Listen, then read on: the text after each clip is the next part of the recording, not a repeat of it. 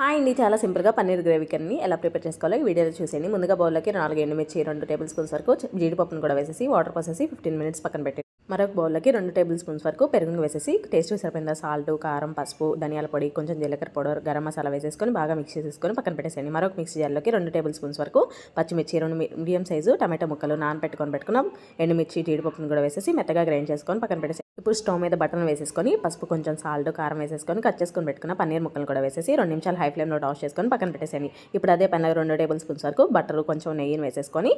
Biryani whole garam masala వేసేసుకొని oil వేయించేసుకున్న తర్వాత 1 cup వరకు సన్నగా చాప్ చేసుకొని పెట్టుకున్న ఆనియన్స్ని కూడా వేసేసి బ్రౌన్ కలర్ వచ్చేంత వరకు బాగా ఫ్రై చేసుకొని 1 టేబుల్ స్పూన్ వరకు అల్లం వెల్లుల్లి పేస్ట్ కూడా వేసేసి పచ్చివాసన పోయేంత వరకు బాగా ఫ్రై చేసుకున్న తర్వాత మిక్సీ పట్టుకున్న పేస్టులను అన్నింటినీ వేసేసుకొని ఆయిల్ సపరేట్ అయ్యేంత వరకు మూత పెట్టుకొని మధ్య మధ్యలో కదుపుకొని వేయించేసుకోవాలి. ఆ తర్వాత కొంచెం గ్రేవీకి సరిపోయేంత వాటర్ వేయించుకొని పెట్టుకున్న పన్నీర్ ముక్కలను కూడా వేసేసి మూత పెట్టి లో ఫ్లేమ్లో 2 నిమిషాలు ఉడికించేసుకుంటే ఆ తర్వాత కొత్తిమీర వేసేసి స్టవ్ ఆఫ్ చేసుకుంటే పన్నీర్